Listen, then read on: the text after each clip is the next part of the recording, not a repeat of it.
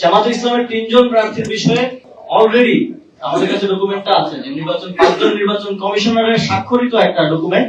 সেখানে স্পষ্টভাবে বলা হয়েছে যে আপনি আপনার যে অ্যাপ্লিকেশন যেটা জমা দিতে হয় নাগরিকত্ব সাবমিট করার জন্য যে কোনো দেশে অ্যাপ্লিকেশন সাবমিট করেছেন, কিন্তু পুরো প্রক্রিয়াটি শেষ হয়নি বিধায় আপনার প্রার্থিতার বৈধতা দেওয়া যাচ্ছে না।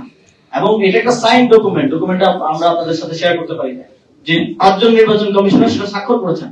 এখন যখন দেখা গেল যে বিএনপির আরো 15-20 জনের মতো প্রার্থী এই একই নিয়মে যদি কন্টিনিউ করা হয় তাহলে ফেসে যাচ্ছে। ওনারা যেই রায়টা ওনারা দিয়েছিলেন স্বাক্ষরিত, সেটা আইন বহির্ভূত ভাবে আবার রিকল করছেন।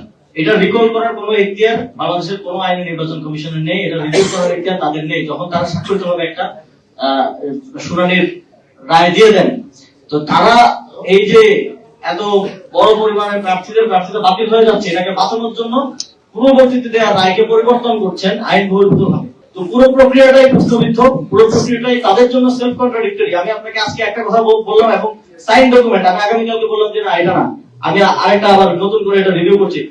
এটা কোনোভাবেই এটা কমন সেন্সেই এটা জাস্টিফাই হয় না, এবং বাংলাদেশের আইন এটাকে কোনোভাবেই জাস্টিফাই করে না। সেই জায়গা থেকে আমরা মনে করি পুরোটা বিষয় পরিকল্পিত।